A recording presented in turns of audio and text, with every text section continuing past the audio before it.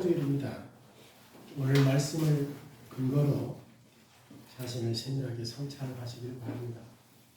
오늘 말씀을 잘 귀 기울이셔서 목요일에 나눔을 통해서도 우리의 자신들을 살펴볼 수 있도록 부탁을 드리겠습니다. 다음 주 식사 준비는 조재영 선생님께서 수고해 주시겠습니다.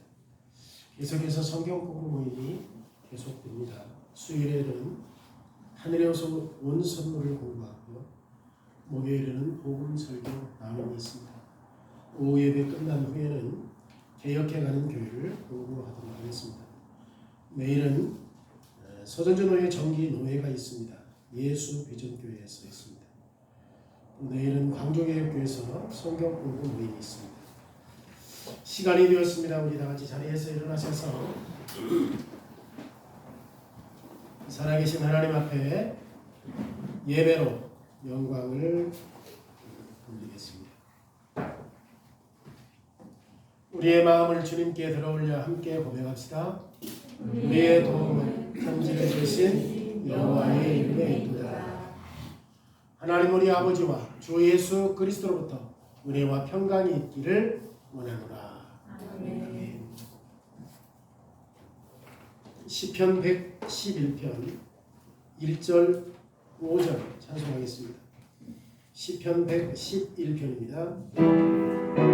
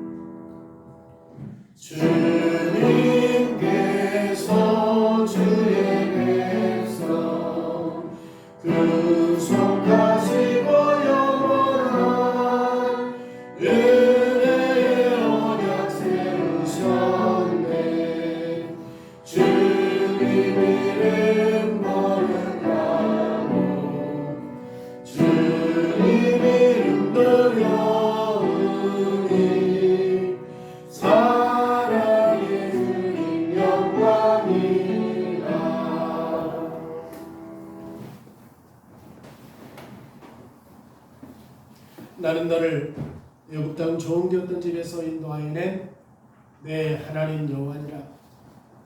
너는 나 외에는 다른 신들을 내게 두지 말라. 너를 위하여 새긴 우상을 만들지 말고 또 이로 하늘에 있는 것이나 땅에 있는 것이나 땅 아래 물속에 있는 것에 어떤 형상도 만들지 말며 그것들에게 절하지 말며 그것들을 섬기지 말라.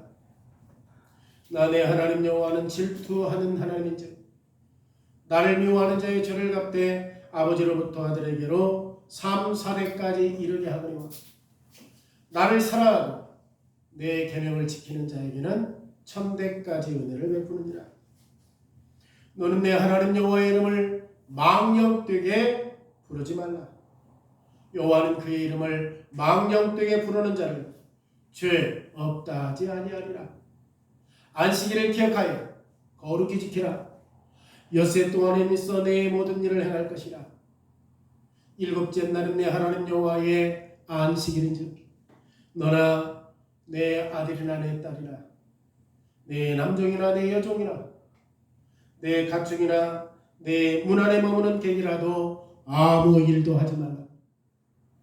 이는 엿새 동안에 나 여호와가 하늘과 땅과 바다와 그 가운데 모든 것을 만들고 일곱째 날에 쉬었습니다. 그러므로 나 여호와가 안식일을 복되게 하여 그날을 거룩하게 하였느니라. 내 부모를 공경하라. 그리하면 내 하나님 여호와가 내게 준 땅에서 네 생명이 길리라. 살인하지 말라. 간음하지 말라, 도둑질하지 말라, 내 이웃에 대하여 거짓 증거하지 말라, 내 이웃의 집을 탐내지 말라, 내 이웃이 아니라 그의 남종이나 그의 여종이나 그의 소나 그의 낙이나 무릇 내 이웃의 소유를 탐내지 말라. 아멘. 시편 51편 2절 찬송하겠습니다. 시편 51편 2절입니다.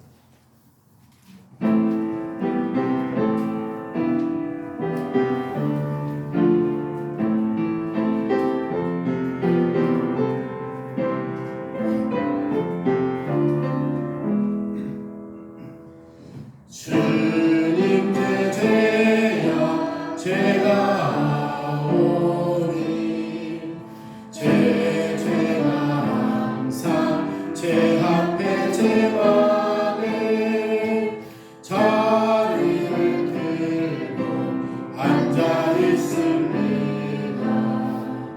저는 오로지 주님께만 범죄하였고 주의 눈앞에 악한 죄악을 저질렀사오니 주님의 정죄 의로우시며 주님의 판단 옳으시옵니다.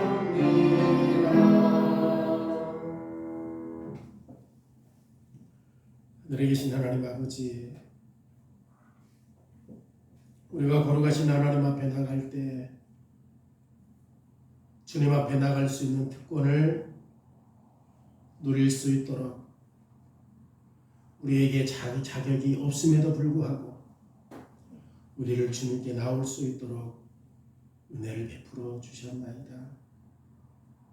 우리는 죄로 말미암아 타락하여 본성적으로 부패하였고, 그래서 우리는 말과 행동과 생각 배후에 의향까지라도 하나님과 이웃을 미워하는 쪽으로 기울어졌나이다. 성령 하나님께서 창조하시는 사역이 없었다면 우리는 아무런 소망이 없이 사단과 같이 영원한 파멸을 맞이할 존재로 전락했음을 고백합니다. 그리고 우리의 양심이 지난 한 주간에 우리의 모든 삶에서 하나님과 이웃을 온전히 사랑하지 못했음을 고소하나이다. 의로우신 재판장이신 주님께서 공의로 우리를 판단하신다면 누가 주님 앞에 설 수 있겠나이까? 우리는 스스로 오늘 이 시간에 천군과 천사들의 그리고 우리 믿음의 선진들이 하늘에서 하나님을 예배하는 천상 예배에 참석할 수 없음을 고백합니다. 그러나 우리가 죄인된 상태에 있음에도 불구하고 담대하게 주님께 나아갈 수 있는 이유는 주님께서 우리와 같은 무능한 인생에게 주셨던 은혜 언약 안에서 주님이 주신 중보자의 피 흘림을 의지함으로 우리의 죄를 용서하여 주시기 위해 주님의 자비를 구할 때 언제나 우리의 기도를 들어주시고 응답하시고 또 중보자의 온전한 순종을 우리에게 전가하심으로 우리가 한 주일 동안 주님의 모든 계명에 완벽하게 순종한 것으로 우리를 여겨주신다고 약속하신 언약 때문임을 고백하나이다. 자비로우신 하나님, 우리에게 예수 그리스도가 십자가에서 얻으셨던 죄 용서와 의를 우리에게 돌려주시고 주님으로부터 사죄의 은혜를 받았다는 사실들을 성령으로 우리의 마음에 인쳐 주셔서 담대하게 주님 앞에 나갈 수 있도록 은혜를 베풀어 주셨나이다. 자비로우신 하나님, 중보자이신 예수 그리스도의 구속의 은혜로 말미암아 날마다 우리에게 큰 복을 더해 주셨나이다. 무엇보다 주의 말씀을 듣게 하시고 주의 말씀을 들음으로 그 말씀을 깨닫게 하셔서 삼위 하나님을 나의 하나님으로 알게 하심으로 인생의 목적을 바로 알고 깨닫게 하셔서 우리가 지은 죄로 말미암아 타락했다 할지라도 성자 하나님의 구속사역으로 말미암아 하나님의 자녀로 하나님과 화평하며 참된 만족으로 기쁨이 샘솟게 하시고 또 우리 앞에 펼쳐지는 모든 일과 심지어 우리의 죄와 우리의 부족으로 말미암아 일어나는 좋지 않은 일까지라도 우리의 유익으로 바꾸어 주시겠다라고 약속하셨으므로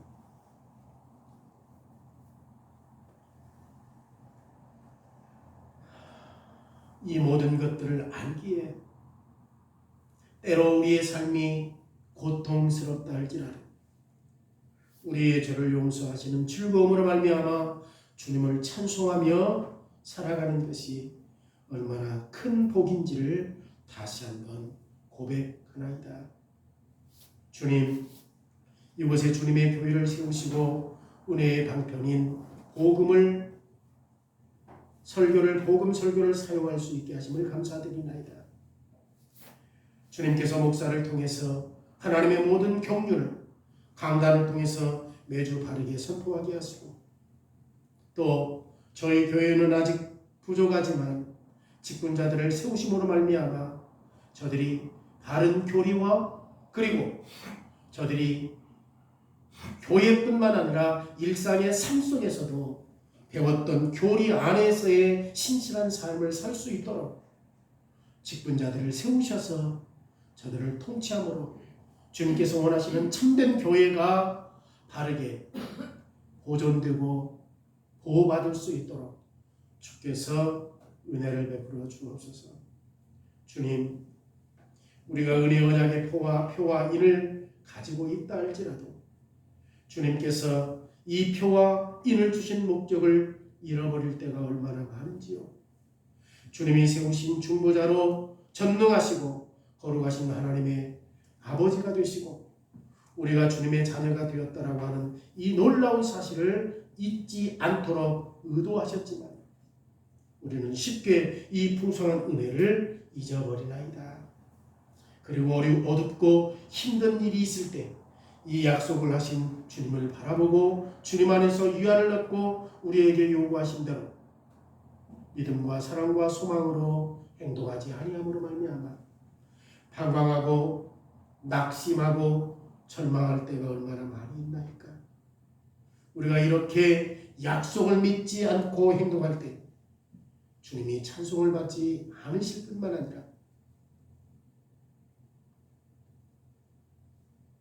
우리가 죄를 짓는 행위라도 이 사실들을 깨닫게 하심으로 말미암아 속히 돌이켜 약속을 믿게 하시고 약속을 신뢰하게 하시고 그 약속으로 말미암아 주님을 의존할 수 있도록 고난과 환난 속에서도 하나님을 찬송하게 하옵소서.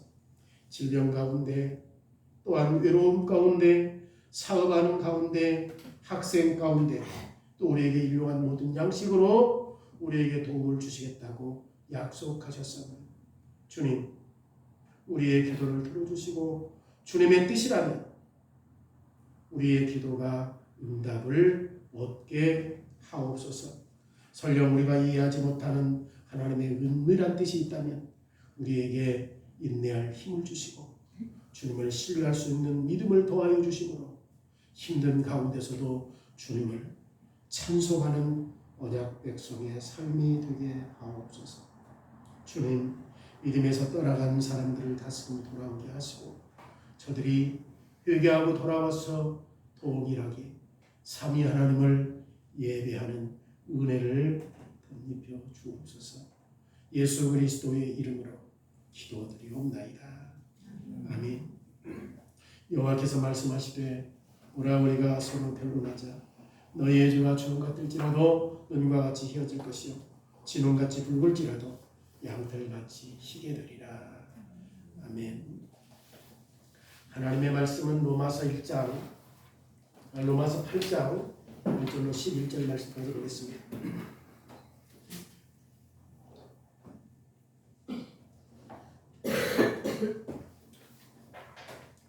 그러므로 이제 그리스도 예수 안에 있는 자에게는 결코 정죄함이 없나니 이는 그리스도 예수 안에 있는 생명의 성령의 법이 죄와 사망의 법에서 너를 해방하였습니다.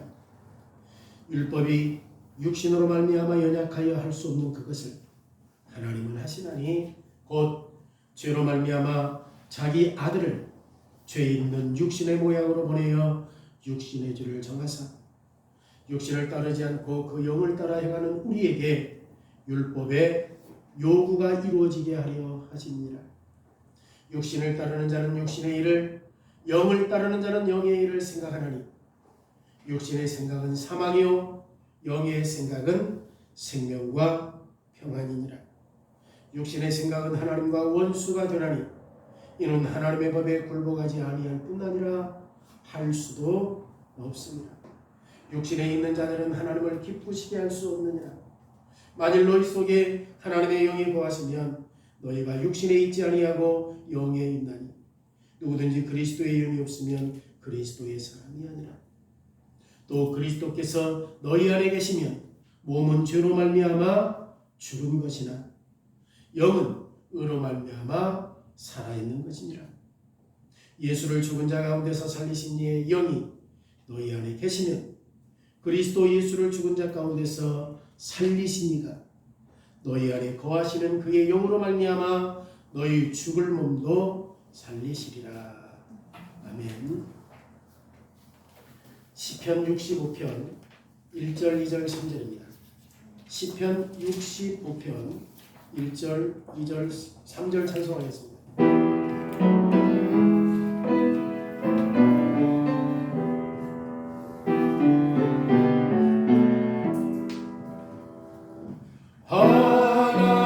하나님이여 시온에서 찬송하렵니다. 거기서 주께서 약한 일 다 지키렵니다. 기도를 들으시는 주님 부르신 주 백성 주님께 나와 감사하며 경배 드립니다. 죄에 걸려서 인겨우니 용서해 주소서. 주님께 가여 부르시어 주님의 뜻 안에 사는 자들 보이십니다. 저인 주님의 죄 선하신 복과 언약으로 만족하리이다.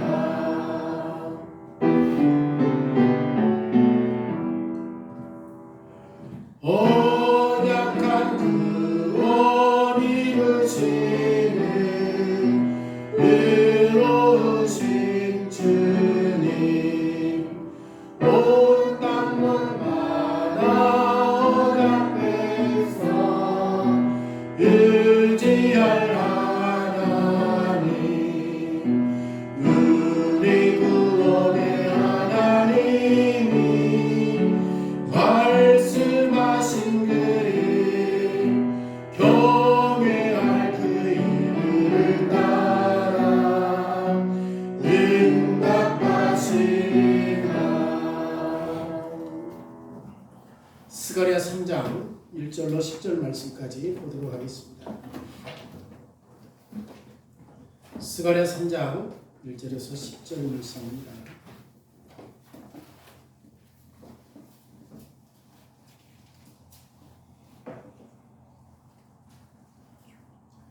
대제사장 여호수아는 여호와의 천사 앞에 섰고 사단은 그의 오른쪽에 서서 그를 대적하는 것을 여호와께서 내게 보이시니라.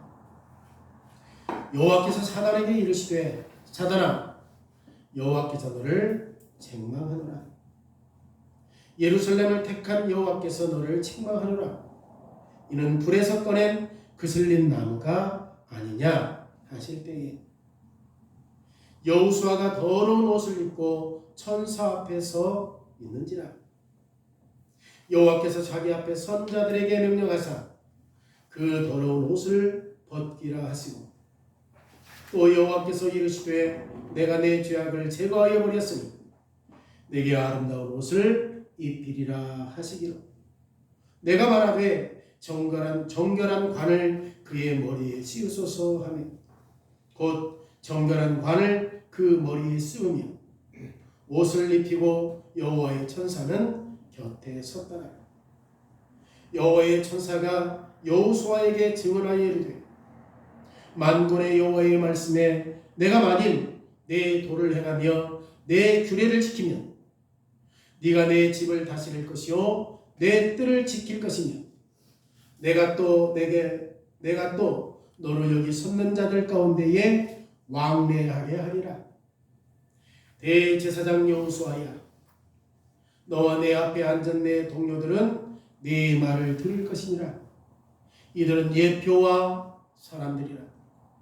내가 내 종삭을 나게 하리라. 만군의 여호와가 말하노라. 내가 너 여호수아 앞에 세운 돌을 보라. 한 돌을 일곱 눈이 있느니라. 내가 거기에 새길 것을 새기며 이 땅의 죄악을 하루에 제거하리라. 만군의 여호와가 말하노라. 그날에 너희가 각각 포도나무와 무화과나무 아래로 서로 초대하리라 하셨느니라. 아멘.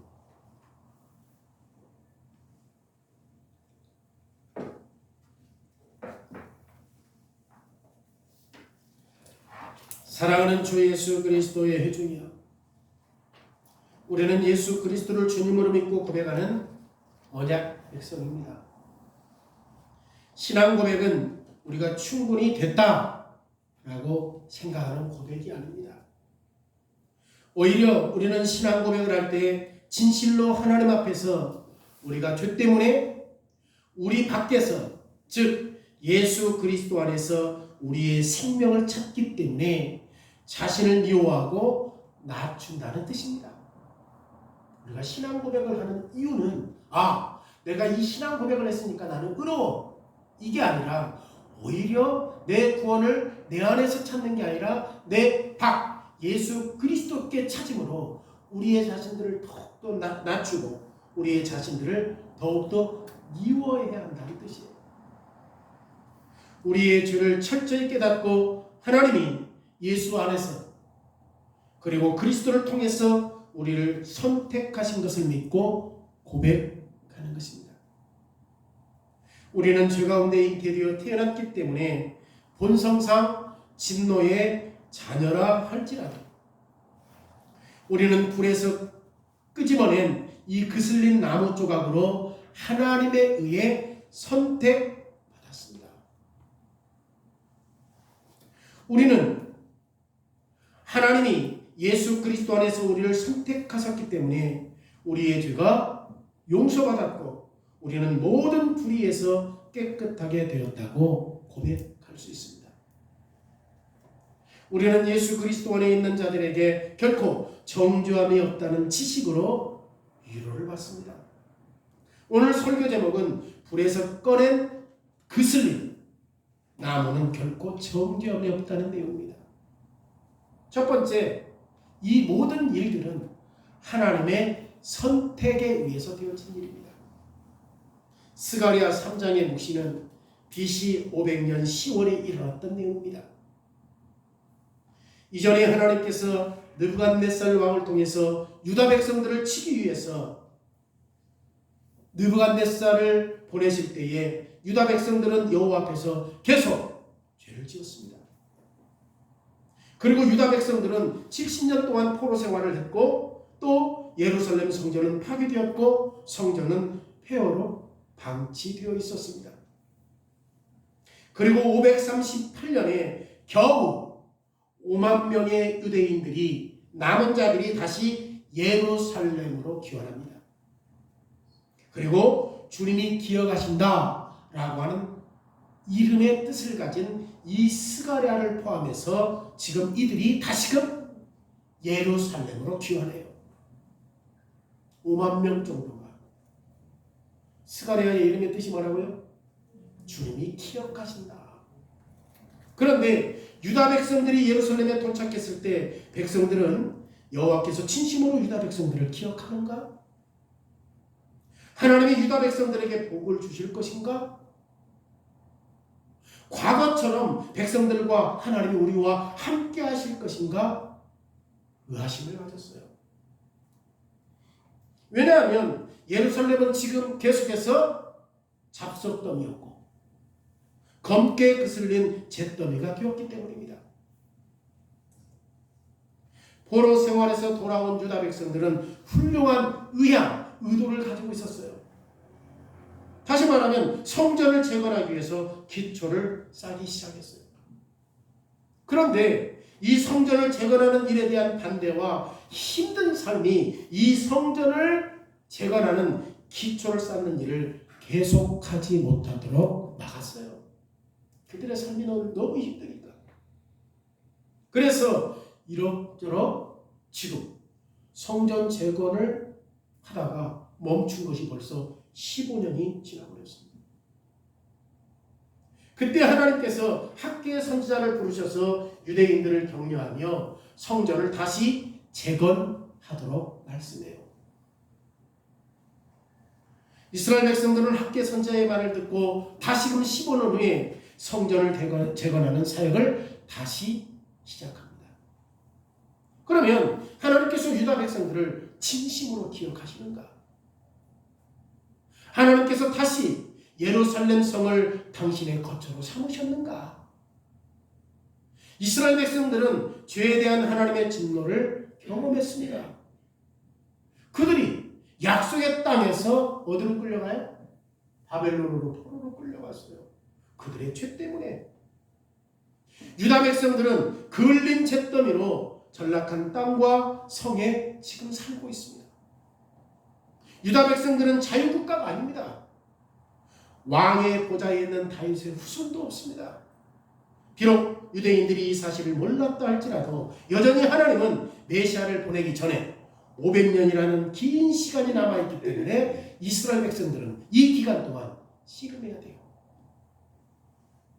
죄와 싸워야 되고 성전을 지켜야 되고 메시아가 오기 전까지. 왜? 메시아가 오기 전까지는 반드시 어디에서 하나님의 임재를 나타내요? 성전에서. 열방이 이스라엘 백성들의 하나님을 예배하기 위해 몰려올 것이라고 하는 이 예언에 대한 성취와 그리고 오순절이 오기까지는 아직도 500년이라는 긴 시간이 남았어요. 여호와의 집이 폐허가 된 채로 있을 때, 그러면 이 모든 사람이 자기 집으로 돌아갔다라고 하는 것이 지금 백성들이 힘들게 살았던 이유입니까? 그러면 백성들은 하나님의 집을 첫 번째로 두어야 할 필요성이 있겠죠. 그렇지 않겠습니까? 자, 학개를 통하여서 그들이 바벨론 포로에서 돌아왔을 때 어떻게 했어요?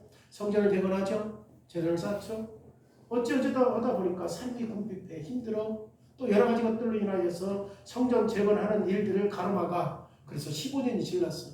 하나님께서 하시고 학개 선지자를 통해서 성전을 재건했어. 그러면 하나님의 집이 이렇게 폐허가 된 채로 있을 때 지금 이스라엘 백성들이 자기 집으로 돌아가는 것이 지금 힘들게 살았던 이유입니까? 그래요? 이스라엘 백성들이 성전을 재건하지 않았기 때문에 자기 집으로 돌아갔으니까 이렇게 다시금 포로에서 돌아와서 힘들게 사는구나. 그렇다면 백성들은 첫 번째 우선순위가 뭐예요? 다시금 뭐 해야 돼? 성전 재건해야 되죠. 따라서 학계 1장 2절에서 백성들은 여호와의 음성에 순종해요. 그때 하나님께서 이스라엘 백성들에게 내가 너와 함께 하겠다라고 약속을 해요. 백성들은 다리우스 왕 2년 6월 24일에 다시금 성전 재건을 시작해요. 이스라엘 백성들이.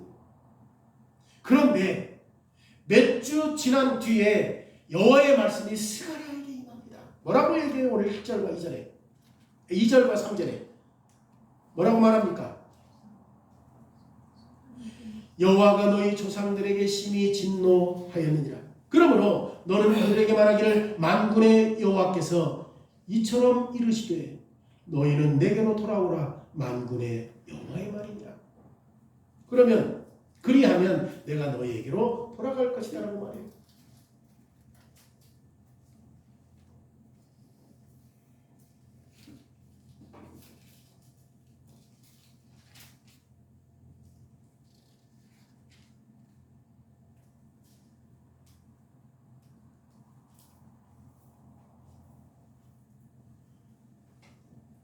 자, 우리는 지금 학계 1장에서 비춰볼 때 스가랴 3장 2절과 3절에 있던 말씀은 제가 지금 1장 2절과 3절을 읽었는데 오늘 3장 2절과 3절의 말씀을 읽으십시오.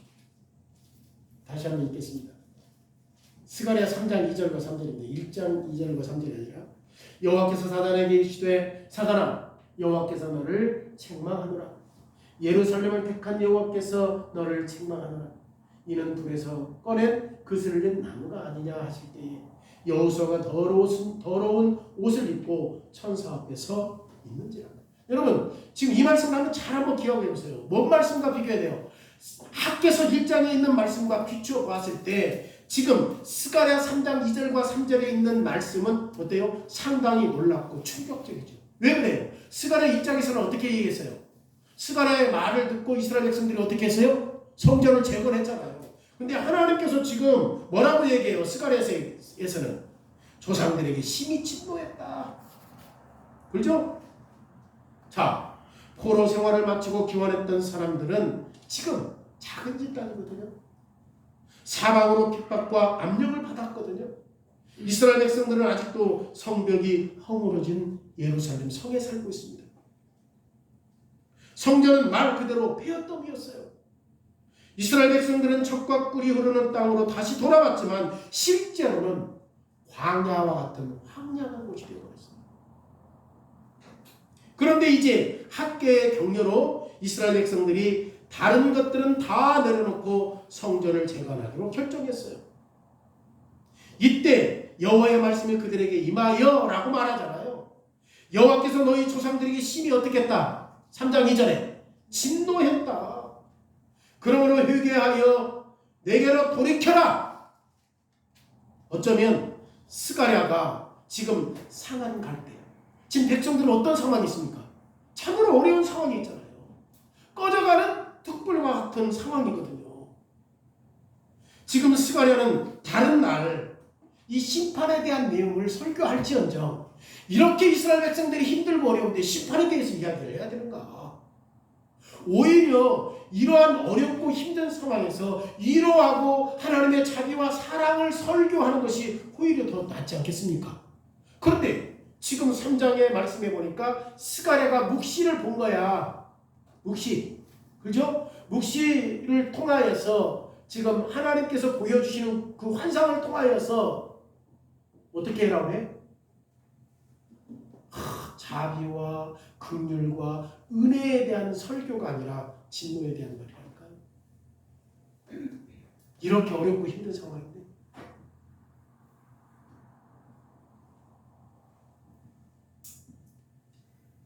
실은 이런 질문들은 오늘날 우리에게도 중요해요. 왜냐하면 이 세상은 죽음의 연속입니다. 현재 상황은 힘들고 어렵고 미래는 불투하다고 느끼는 때가 한두 번이 아니거든요. 우리의 삶도. 그러면 당연히 이럴 때에 어떤 설교가 위로가 돼? 진노하겠다, 저주하겠다, 심판하겠다라고 하는 설교보다는 하나님의 자비, 하나님의 긍휼, 하나님의 위로가 더 그 설교가 더 더 낫지 않겠습니까? 그렇지 않아요? 그래서 우리는 복음을 들어야 되는 거예요. 소망의 말씀과 치유의 말씀을 들어야 하는 것입니다. 그렇다면 하나님의 진노에 대해서 말하는 성경 구절에 대해서는 어떻습니까? 하나님의 심판에 대한 말씀에 대해서는 어떻습니까? 우리는 하나님이 진노하시고 심판하신다는 말씀도 들어야 돼요. 심지어 어떤 상황 속에서도, 내가 힘들고 어려운 상황 속에서도 하나님은 여전히 우리를 진노하시고 심판하시는 하나님이라고 한 메시지를 들어야 돼요. 왜 그렇습니까? 하나님의 진노와 심판의 말씀 없이는 하나님의 사랑과 자비의 말씀을 이해할 수 없습니다. 하나님의 진노와 심판의 말씀 없이 어떻게 하나님의 사랑과 긍휼과 자비를 이해할 수 있겠습니까? 복음에 대한 약속 없이 하나님의 진노에 대해서 말할 수 없는 것처럼 죄에 대한 하나님의 의로운 진노를 먼저 이해하지 못하고 하나님의 사랑의 부유함을 이해할 수 없습니다. 이것은 스가랴가 말했던 조상들이 이해하지 못했던 내용 가운데 하나예요. 내가 힘든데, 내가 어려운데 위로의 말씀을 주었으면 좋을 텐데 왜 우리에게 이렇게 저주의 말씀을 하시는가? 이해를 못한 거죠. 이스라엘 백성들이 포로로 끌려가기 전에 우리는 하나님의 특별한 백성이기 때문에 안전하다고 생각했어요. 이스라엘 백성들은 우리는 안전하다, 평안하다, 주님이 우리와 함께 하신다, 우리는 특별한 언약 백성이다. 그러므로 우리는 안전하다. 이스라엘 백성들은 하나님의 품성을 변화시켜 자신들이 평안하게 느낄 수 있는 신으로 하나님을 만들어버린 거죠. 내가 어려우면 그 하나님은 나를 도와줘야 돼. 내가 힘들면 그 하나님은 나를 부축해야 돼. 하나님을 이런 식으로 전락시켜버린 거죠. 이스라엘 백성들이 요구하는 것은 무엇이든지 다 들어주는 신으로 만들어버렸습니다. 백성들은 하나님이 관대하고 하나님의 은혜로우시고 하나님의 자비는 한이 없다고 생각했어요. 그런데 이스라엘 백성들은 하나님이 공의로우시고 진심으로 이스라엘 백성들을 기억하시는 하나님, 이스라엘 백성들을 다시 한번 선택하셨다는 사실들을 받아들이지 않아요. 다시금 하나님께서 그들을 어디에서 데리고 왔는데? 포로에서 데리고 왔는데 하나님이 과거처럼 우리와 함께 하실까? 과거처럼 우리의 삶에 복을 주실까? 과거처럼 우리와 자비로우심을 드러내 주실까? 하나님이 다시금 그들을 선택한 사실들을 받아들이지 않았어요. 하나님은 이스라엘 백성들의 죄를 용서하시고 백성들을 이전에 약속했던 것처럼 되돌려 놓지 않으시는 것이 아니잖아요. 다시 되돌려 놓았잖아요. 이런 질문과 가장 긴밀하게 연결된 질문이 지금 유대인들이 재건하고 있는 성전이에요. 그러면 성전이 어떻게 이런 차이들을 만들어냅니까? 하나님께서 이 집에 거하시기로 선택하셨습니까? 지금 상황이 어떤 건데? 폐허덤이라니까? 잡석덤이라니까? 다 글러 타버렸다고. 그러면 하나님께서 다시금 이곳에 하나님의 거처로 삼으셨는가? 왜냐? 구약 성전에서 하나님께서 스랍 사이에 어디에 계시죠? 스랍, 즉 천사 사이에 거기가 뭐예요? 자비소. 즉 그 위에 계시겠다고 말씀하셨거든요. 그런데 이 성전에는 지금 거룩한 그런 건물이 있어요, 없어요? 없어요. 거룩한 물건이 없어. 다시 말하면 언약궤가 없는 거예요. 왜냐하면 언약궤 뚜껑 위에 누가 있다고 그래요? 스랍들. 스랍이 뭐예요? 천사. 그 사이에 아까 뭐라고 그랬어요? 제가 자비소. 하나님의 임재 쉐키나. 하나님의 임재. 그런데 이 성전에는 지금 뭐가 없어? 언약궤가 없다니까? 언약궤가 없다고. 속죄의 피가 더 이상 하나님의 백성들이 죄가 용서받았다고 하나님 앞에서 언약적인 성결 속에서 함께 하시는 표로서 이 시은소, 즉 자비소가 없어. 따라서 제사장 직분에 의문이 생기는 거예요. 성전도 없고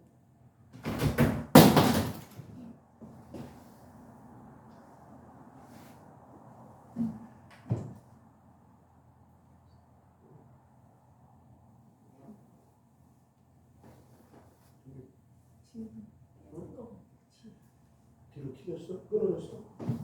그게 아니야.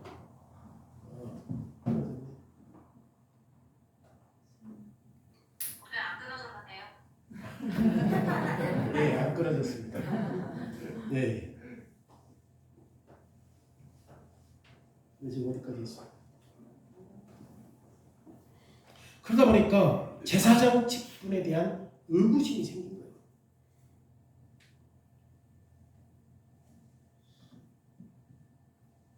왜냐하면 건물도 없어요. 하나님께서 임재하시는 법궤, 그 시온소도 없어요. 그래서 대제사장 여호수아와 함께 이스라엘 백성들은 이방 땅에서 성장했거든요. 왜냐하면 70년 동안 어디에 살았으니까? 바벨론 포로에서 살았으니까. 그러니까 이방 땅에서 성장한 여호수아가 백성들을 대신해서 거룩하신 하나님의 임재 앞에 설 수 있는가? 하나님의 눈이 너무 거룩함으로 죄가 있는 것들을 참아 묵과할 수 없는 하나님의 임재 앞에 여호수아가 설 수 있는가? 하나님께서 진심으로 다시 한번 이스라엘 백성들을 선택하셨는가? 하나님이 자기 백성들을 호의로 바라보고 있는가? 백성들의 죄가 너무 많아서 하나님께로부터 이 백성들의 관계가 너무 멀어진 건 아닌가? 그때 이렇게 멀어졌는데 지금 이스라엘 백성들에게 다시금 소망이 있을 수 있는가? 이런 환경에서 유대인들이 자신들의 귀에 스스로 생각하는 거예요. 우리는 결코 이렇게 될 수 없다. 하나님께 우리는 선한 존재가 아니야. 지금 어떤 일들을 시작하는 것도 불가능해. 지금 계속해서 자기 스스로 이 양심이 호소하는 거예요. 너는 안 돼. 너는 어쩔 수 없어. 지금 뭣도 없어? 성전도 없어. 법궤도 없어. 제사장이 있다 할지라도 그 역할을 못해. 늘 이런 소리가 지금 귓속에 메아리를 치는 거예요. 여러분, 이런 생각과 이런 느낌은 포로 생활에서 기원했던 유대인들에게만 제한하지 않아요. 왜냐하면 우리도 똑같은 질문을 하고 싶은 욕을 받기 때문에 그래요. 우리는 시편 65편에서 찬송했잖아요. 죄가 우리를 어떻게 한다고? 짓누른다. 그리고 시편 51편 2절에서 주님, 제가 아오니 제 죄가 항상 제 앞에 제 맘에 자리를 틀고 앉아있다라고 우리가 아까 찬송했잖아요. 그러기에 우리는 시편을 통해서 내가 그리스도인이다 할지라도 결코 나는 선한 사람이 아니다 라는 사실을 알 수 있습니다. 우리 가운데 일부에게 과거의 죄의 수치와 우리의 현재의 연약함과 과오, 잘못에 대한 책임이 우리를 좌절하게 만들어요. 사단은 우리 귀에 너는 누구냐? 너는 스스로 누구라고 생각하느냐?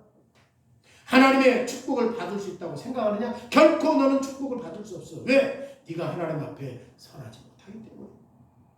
너는 하나님 앞에 나갈 수 있는 시작도 해서는 안 돼. 왜? 네가 얼마나 악한데. 네가 그리스도인이라고 네 스스로 양심 한번 생각해봐. 좀 부끄럽거나 민망하지 않냐? 라고 사단이 계속 우리를 속삭여요. 이런 생각이 스가랴 3장에서 지금 스가랴가 묵시를 보았던 그날 밤에 스가랴 마음에 진행되고 있는 거예요. 그렇다고 한다면 지금 스가랴가 가장 먼저 보았던 첫 번째 이미지가 뭘까요? 지금 너는 안 돼. 너는 죄인이야. 지금 이 상황이 하나님과 가까이 할 수 있어? 이 잿더미 속에서 너희들 스스로가 죄악인데 지금 이런 상황 속에서 스가랴 선지자가 묵시문학을 통해서 첫 번째 생각했던 것이 뭐라고 생각해요? 두려움이죠. 두려움이죠. 그런데 스가랴가 지금 이 묵시를 통하여서 하나님의 환상을 통하여서 지금 뭘 본 거예요? 법정에서 막 송사하려고 하는 법정을 시작하는 것을 보는 거예요. 스가랴가. 그런데 그 법정의 피고색에 누가 서 있어요? 여호수아가 서 있는 거예요. 여호수아가 서 있어요. 그런데 여기서 나오는 여호수아는 지금 이스라엘 백성들을 가나안 땅으로 인도했던 그 눈의 아들 여호수아가 아니라 당시 스가랴 당시의 대제사장 여호사닥의 아들 여호수아입니다. 여호수아는 하나님의 백성을 여호와 앞에 대표했던 사람이에요. 여호수아는 백성들을 위해서 여호와께 희생제사를 드리고 하나님을 대신해서 백성들에게 복을 비는 사람입니다. 지금 스가랴는 이 묵시를 통해서 환상을 통해서 하나님의 임재하신 지금 뭐예요? 여호와의 천사 앞에 서 있는 여호수아를 본 거죠. 그런데 스가랴는 너무 당황해요. 왜요?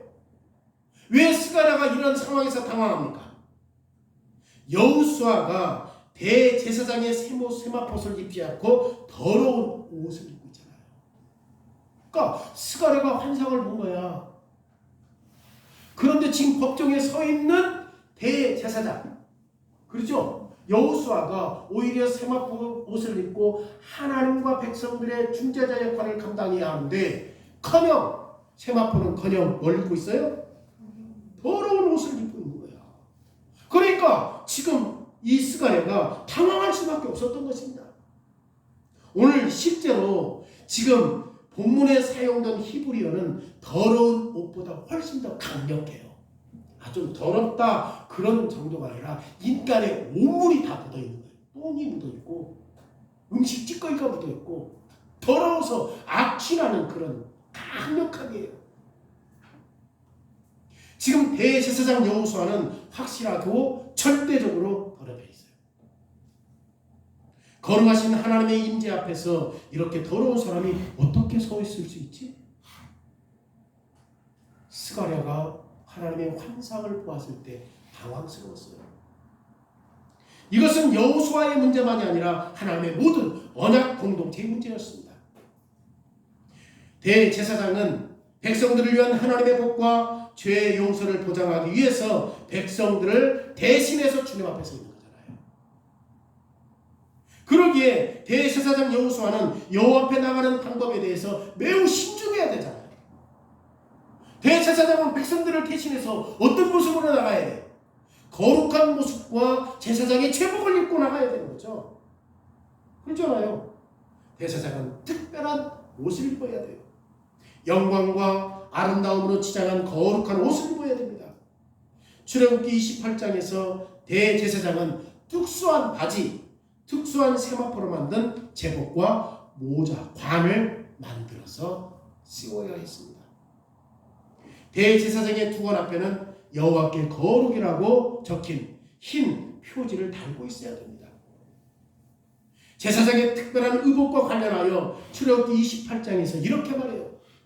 출애굽기 28장 43절에 아론과 그의 아들들이 흠악에 들어갈 때나 제단에 가까이 하여 거룩한 곳에 섬길 때에 그것들을 입어야 죄를 짊어진 채 죽지 않으리라. 그러니까 대제사장들은 뭘 입어야 해요? 의복을 입지 않아야 돼요. 의복을 입어야 돼요. 의복을 입지 않으면 죽어요. 죽어.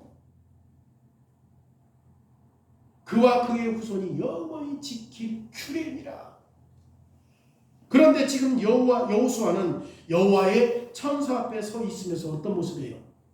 더럽고 오염된 옷을 입고 있잖아요. 더군다나 설상가상으로 지금 그 옆에 누가 서 있어요? 사탄이 서 있잖아요. 여호수아 옆에 사탄이 서서 지금 곧 뭐예요? 협박, 핍박, 지금 만반의 준비를 다 한다고 있는 거죠. 왜? 거룩하신 하나님의 임재 앞에, 그 거룩하신 하나님, 이렇게 더러운 옷을 서 있을 수 있습니까? 지금 누가 지금 그렇게 말하려고 해? 사탄이. 사단은 레위기 22장의 말씀을 다 알고 있어요. 레위기 22장 3절에 사단이 말합니다. 그들에게 이르라. 누구든지 내 자손 중에 대대로 그의 몸을 부정하게 하면서도 이스라엘 자손이 구별하여 여호와께 드리는 성물에 가까이 하는 자는 내 앞에서 끊어질 것이다. 그러니까 더럽고 제사장이 의로운 옷을 입지 않았을 때는 당연히 그 백성에서 끊어진다는 사실들을 누가 알아? 사단이 알기 때문에 이런 말씀을 근거로 지금 얼마든지 여호수아 앞에 이러한 것들을 참소하려고 하고 있는 거죠. 백성들을 대표하는 대제사장 여호수아는 더럽고 부정했습니다. 여호수아는 자신의 본성으로는 주님의 임재에 들어가는 것이 합당하지 않아요. 만약 대제사장 여호수아가 죄로 인해 더러워졌다고 한다면 백성들을 위해서 무엇을 할 수 있겠습니까? 하나님께서 진심으로 백성들에게 돌아오셔서 함께 하실 것이라고 어떻게 기대할 수 있겠습니까? 그런데 여기에 주님이 계십니다. 당신은 특별한 소유로 우리를 선택하셨다라고 말하면서 주님이 계셔요. 지금 스가랴 3장의 복음, 이 기쁜 소식이 나오잖아요. 2절에 뭐라고 합니까? 여호와께서 사단에게 이르시되 사단아 여호와께서 너를 책망하라. 지금 오히려 누가 누구를 책망하죠? 여호와께서 사단을 책망해. 원래는 어떻게 해야 돼? 하나님이 누구를 책망해야 돼? 여호수아를 책망해야 돼. 그렇게 가면 안 돼. 거룩하신 하나님 안 돼. 그런데 하나님께서 지금 사단을 책망한다니까요. 예루살렘을 택한 여호와께서 너를 책망하노라. 이는 불에서 꺼낸 그슬린 나무가 아니냐. 여러분 잠시 이 말씀에 한번 그림을 한번 그려보세요. 이 2절 말씀을 한번 그림을 한번 그려보세요. 더러운 여호수아가 지극히 거룩하신 하나님 앞에 서 있습니다. 그리고 1절에 어떤 내용이에요? 1절에는 지금 여호와의 천사라고 나오잖아요. 그게 지금 2절에서 하나님이에요.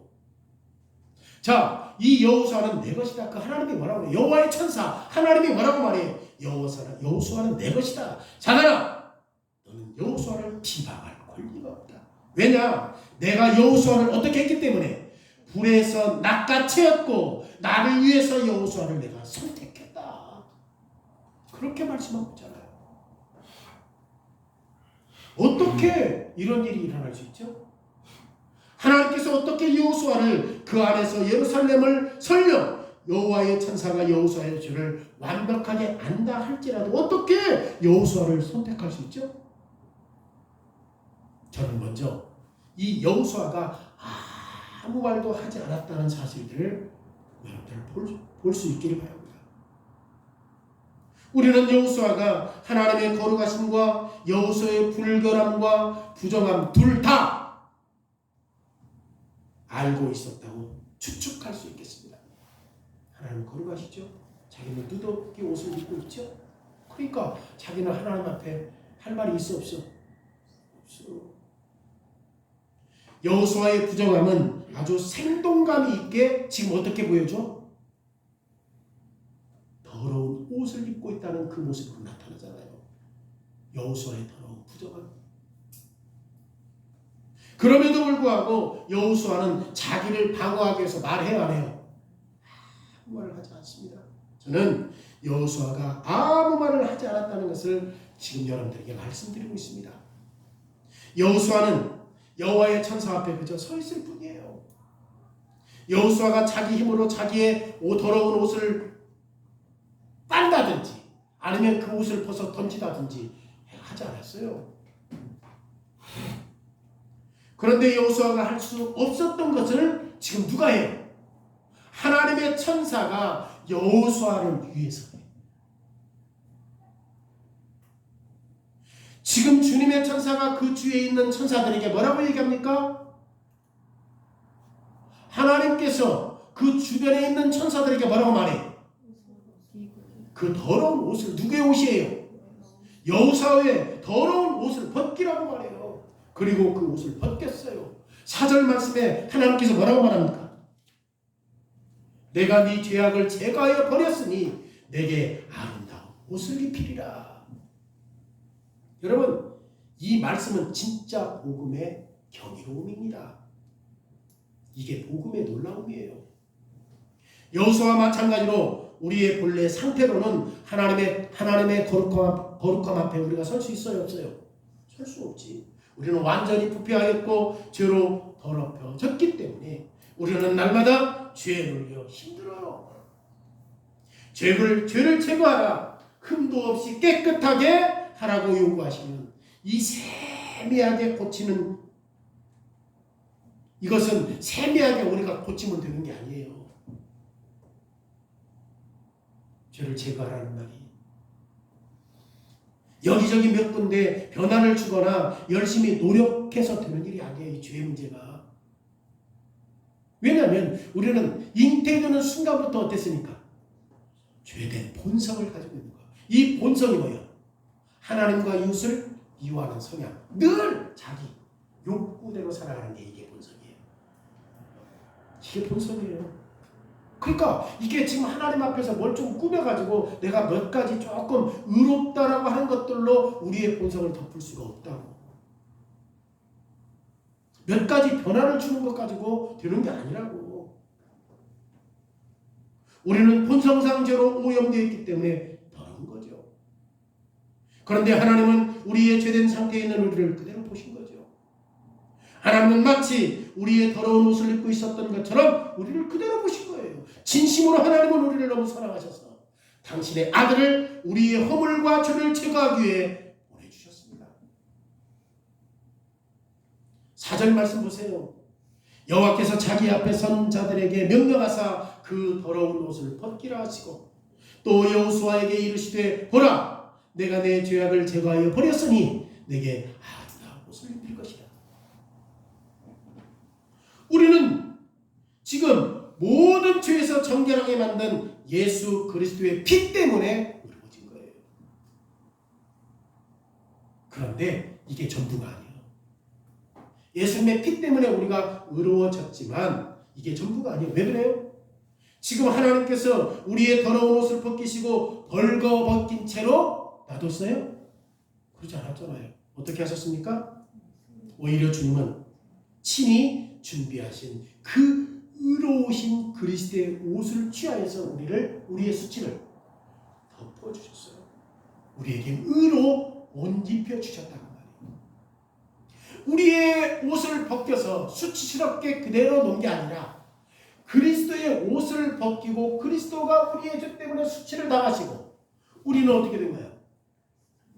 그리스도의 의 때문에 의로운 옷, 우리가 의롭게 된 거예요. 그러니까 하나님은 그리스도를 통해서 피 흘려 우리의 죄 문제만 해결한 게 아니라 우리를 어떻게 하셨어요? 그리스도의 의로운 옷으로 의롭게 하셔서 우리를 의롭게 하신 거지. 참으로 복음의 놀라움이 여기 있는 거죠. 그리고 그리스도의 생명이 우리의 생명이고 그리스도의 의가 우리의 의가 되고 그리스도의 선한 행동이 우리의 선한 행동이 되어버린 거죠. 이제 하나님은 당신의 독생자를 보는 똑같은 방법으로 예수 그리스도 안에 있는 우리를 알아보신 거죠. 이 말은 결코 이제 정죄함이 있다 없다? 없지. 로마서 8장에서 우리가 읽었잖아. 그리스도 때문에 의로운 옷을 입고 이제 우리는 의로운 생명을 얻고 의로운 자가 되고 의로운 행동을 하는 자로 그리스도 때문에 우리를 그렇게 보시기 때문에 이제 우리는 더 이상 뭐가 없어? 정죄함이 없는 거예요. 의로워진 거예요. 그리스도 때문에. 우리가 한 것이 아닌데 그리스도께서 하신 것 때문에 우리를 의롭게 하셨다고 말하는 거죠. 나는 그리스도인이지만 선하지 못해 라고 말하지 마십시오. 하나님이 우리를 당신의 자녀가 되도록 선택하셨을 때 하나님은 우리가 어떤 사람인지 다 알고 있어요. 주님은 우리가 본성상 전적으로 우리의 죄로 말미암아 오염되고 더럽혀져 있다는 사실들을 알고 계십니다. 그러나 그리스도는 이 모든 것들을 취하셔서 단 하루 만에 하나님께서 어떻게 하셨어요? 하루 만에 당신의 아들 등에 우리의 죄의 짐을 다 짊어지게 하시고 우리를 의롭하셨잖아요. 참으로 복음은 역동성이 있고 참으로 복음은 복된 소식이에요. 우리의 죄가 제거되었습니다. 뿐만 아니라 하나님은 자신의 아들의 모든 의로운 행위도 취하셔서 우리 위에 그리고 아들의 의로운 행위를 우리 위에 두셨다고. 이 말은 하나님이 이제 우리를 그리스도의 예수님의 의로 감싸인 사람으로 우리를 보신다는 거죠. 그러니까 그리스도께서 의롭게 행하신 것들로 인하여 이제 우리가 어떤 사람이 된 거예요? 의로운 사람이 되었다고. 하나님이 우리를 그렇게 보신다는 거예요. 우리가 어떻게 느끼든 상관없습니다. 우리는 우리의 죄와 마주하여 우리가 매우 더럽다고 느낄 때가 한두번 아니잖아요. 우리가 어떻게 느끼든 상관없이 하나님은 사단을 책망하시고 우리를 비방하는 어떤 말을 하는 것을 강력하게 금지시켰습니다. 오히려 그리고 누구를 책망했어요? 사단을 책망했습니다. 우리를 향하신 하나님은 너는 내 아들이라 내 딸이라 전적으로는 의롭다라고 말씀하셨습니다. 제가 우리를 짓누릅니다. 그런데 하나님이여 크신 긍휼로 우리의 죄를 깨끗게 씻어 주시옵소서라고 우리가 찬송했잖아요. 이제 불에서 꺼낸 그슬린 나무 막대기는 더 이상 뭐가 없어요? 정죄함이 없는 거예요. 이것은 단순히 하나님의 선택에 의한 것이고 하나님의 은혜로 된 것이라는 사실들을 우리에게 스가랴를 통하여서 가르쳐준 것입니다. 두 번째로는 이 모든 것들이 지금 누구에 의해서 된 거죠? 하나님의 계획에 의해서 된 거죠. 스가랴가 묵시를 통해서 이 모든 것들을 지켜보면서 스가랴는 여호수아가 자신의 더러운 옷이 깨끗하게 되었고 아름다운 옷을 입은 것을 보고 스가랴는 여호수아뿐만 아니라 예루살렘의 모든 거민들에게 이런 일의 결론에 매우 재밌어요. 흥미를 가져요. 5절에 보세요. 스가랴가 뭐라고 말해? 정결한 관을 그의 머리에 씌우소서. 이게 지금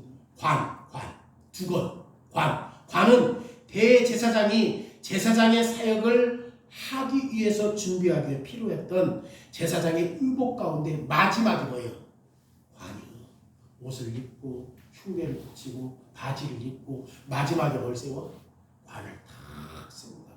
그러니까 이제는 그 마지막까지 다 정결한 제복을 입었으니까 이제 그는 어떤 일을 할 수 있어요? 제사장 사역을 감당할 수 있는 거죠. 여호와의 정결이라는 어떤 특별한 표절이 지금 여기에 붙어 있다는가? 출애굽기 28장에서 대제사장이 이 옷을 입고 하나님 앞에서 이스라엘 백성들의 허물을 짊어질 수 있도록 한 거지.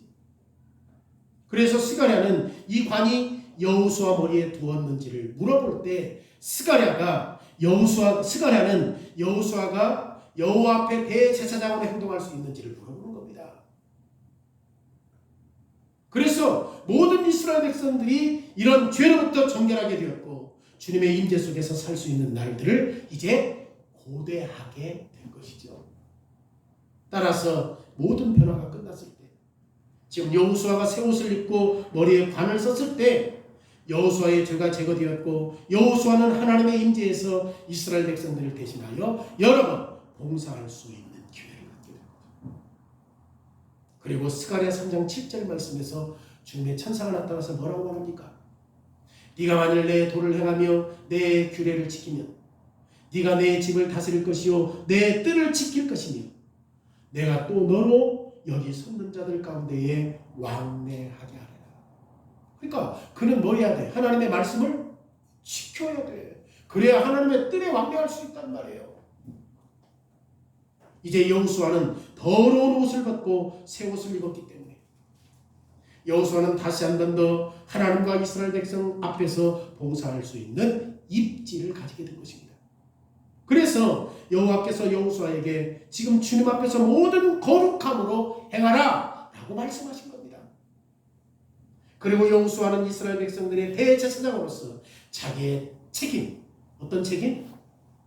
대제사장의 직무를 감당함으로 하나님의 명령을 순종해야 했던 것입니다.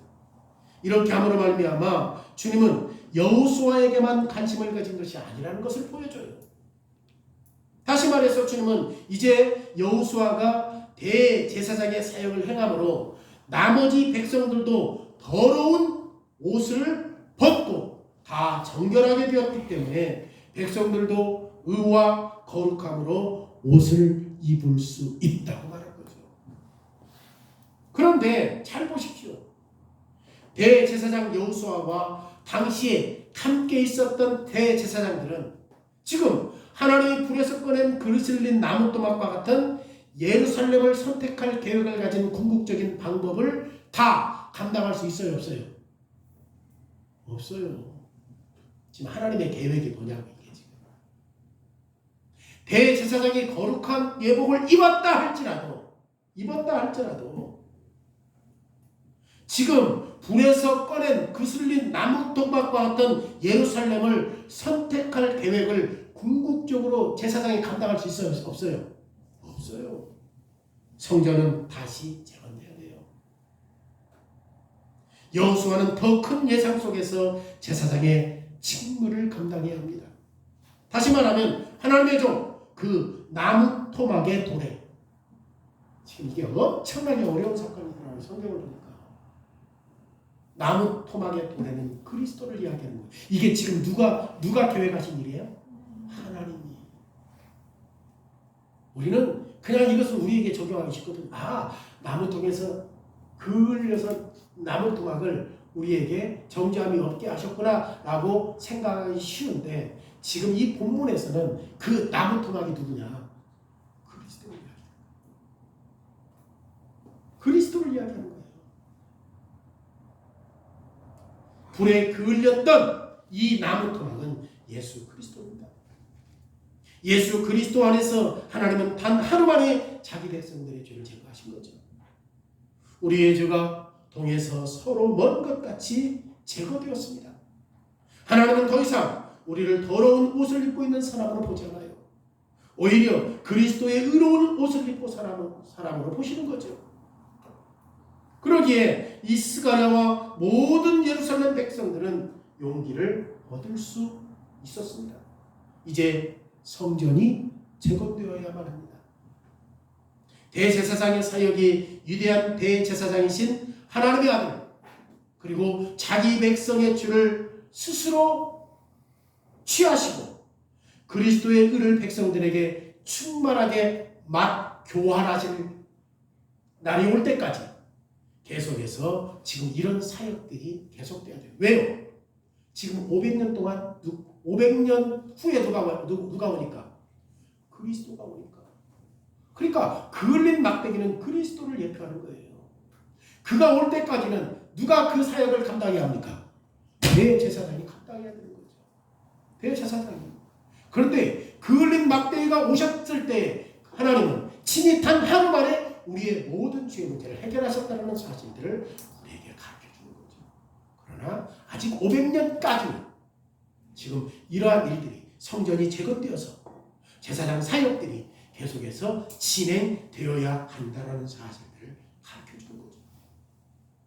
사랑하는 예수 그리스도의 회중이여, 우리는 하나님의 교회와 더불어 불에서 꺼낸 불에 그을린 나무토막입니다. 우리는 하나님이 거저 베풀어 주시고 과분한 은총 때문에 하나님의 의해서 선택받은 거죠. 누가 그 그을린 막대기를 잡아가? 아무것도 아니죠. 그리스도 안에서 우리의 죄의 더러움이 제거되었기 때문에 이제 우리는 그리스도의 의로 채워졌습니다. 이 모든 일은 하나님의 선택과 하나님의 계획에 의해서 되어진 일이죠. 이 기쁜 소식을 믿으십시오. 그리고 감사한 마음으로 하나님의 선택과 하나님의 계획을 받아들이십시오. 여러분, 여전히 우리 안에 죄된 본성이 있어서 여전히 내 스스로 양심이 고소한다 할지라도 절망하지 마십시오. 왜 그렇습니까? 하나님 아버지 앞에서 계신 예수 그리스도께서 지금도 우리의 구원자가 되시기 때문에 그래요. 이제 사단이 우리를 비난하려고 할 때 예수님께서 분명히 반대합니다. 뭐라고? 이 사람의 모든 죄 내가 짊어졌다.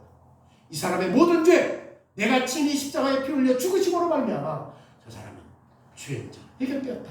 결코 정죄함이 없다. 사단은 뭐 하려고 섰는데? 참소하려고. 이렇게 누더기 옷을 입고 더러운 옷을 입고 어떻게 거룩하신 하나님 앞에 서 있을 수 있습니까? 라고 이야기하려고 했는데 하나님은 사단에게 오히려 그를 책망하는 모습들을 우리에게 보여주고 있습니다. 하나님도 마찬가지죠. 사단이 그렇게 하려고 할 때 나는 너의 모든 것들을 반대한다. 예수 그리스도를 통하여서 불에서 꺼낸 그 그슬린 나무 토막으로 말미암아 지금 저들도 역시 그런 모습은 있다 할지라도 저들은 그리스도가 하셨던 그 모든 것 때문에 정결하게 되었다. 결코 정죄함이 없다라고 말씀하고 있는 거죠. 불에서 건져낸 그슬린 이 나무 토막에게 결코 정죄함이 없다라고 하나님도 동일하게 말씀하셨습니다. 그래서 그리스도를 통해서 하나님으로부터 오는 의를 즐거워하면서 우리는 예루살렘에 평화가 있을 때 모든 사람들이 그날에 10절에 뭐라고 말해요? 뭐라고 말해요? 만군의 여호와가 말하노라 그날에 너희가 각각 포도나무와 무화과 나무 아래 서로 초대하리라. 지금 그날에 어떤 날에? 그리스도께서 오셨을 때에 이 예루살렘에 평화가 있을 때 모든 사람들이 어디로 사람들을 초대해? 포도나무와 무화과나무 아래 이웃을 초대할 수 있는 영광스러운 미래를 바라보게 하신 거예요. 비록 눈으로 볼 때는 어떤 모습이죠? 막 불에서 그을린 낙대기인 거예요. 근데 하나님은 그를 꺼내서 다시금 어떻게 하셨습니까? 죄인된 누더기 옷을 입었던 대제사장 여호수아가 버려 모든 당신의 백성들의 죄의 문제를 친히 하루 만에 해결하심으로 미래에 그리스도가 오실 때에 우리 어디 포도나무와 무화과 나무 아래 이웃들을 초청하여서 영광스러운 미래를 바라볼 수 있게끔 하셨다는 겁니다. 여러분, 우리는 믿음을 공적 신앙으로 고백한 사람들입니다.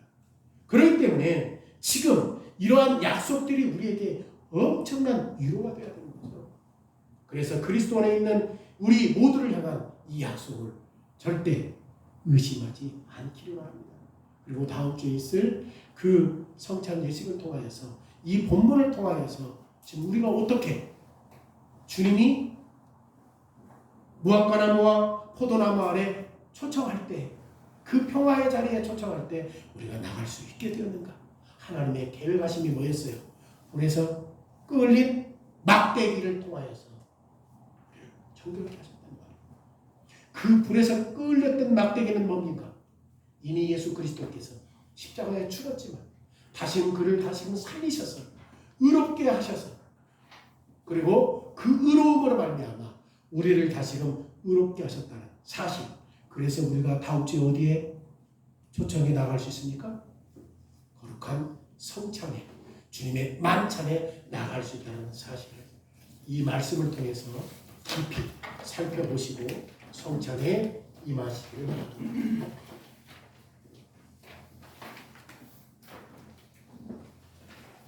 시편 103편 1절과 4절입니다. 시편 103편 1절과 4절 찬송합니다.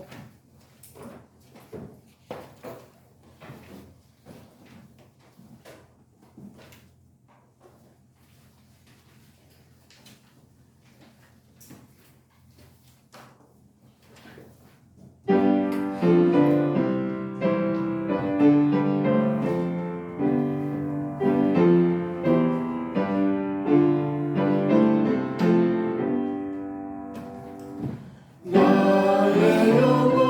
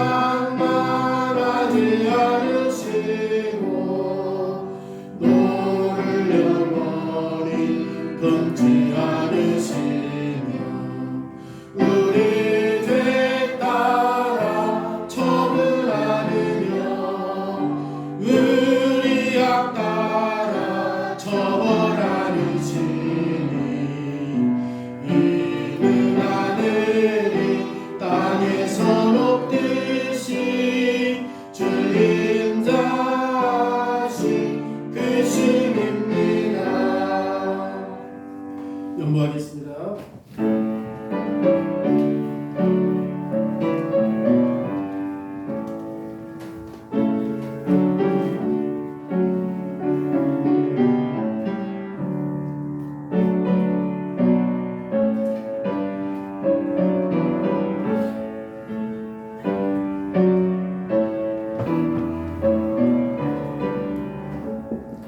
자비로우신 하나님, 성찬을 앞두고 스가랴의 환상을 통해서 제사장이 누더기의 옷을 입고 있었던 그 모습 속에, 그리고 사단은 계속해서 참소하기 위해서 기다리고 있을 때, 여호수아가 아무 말도 하지 않고 서 있을 때 하나님께서는 복음을, 기쁜 소식을 전해 주셨나이다.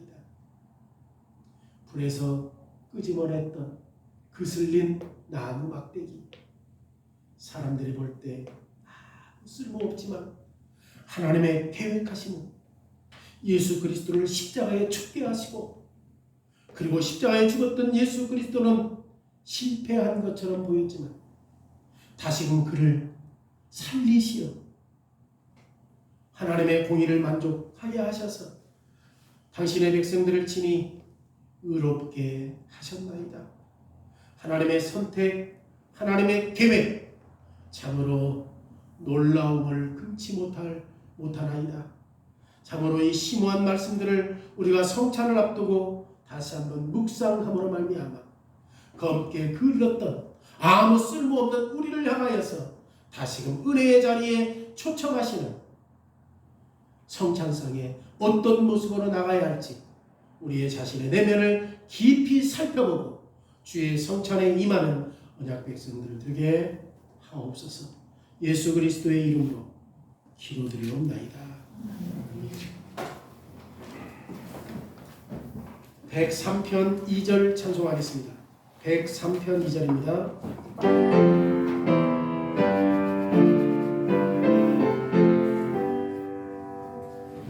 내 생명 파멸에서 그하시고 이 내 자리에 발을 씌우시며 주님 뜻하신 성 베푸시어 내 선한 소원 만족해 하시고 독수리 같이 내 젊음 새롭게 하시는 주님 송축하여라.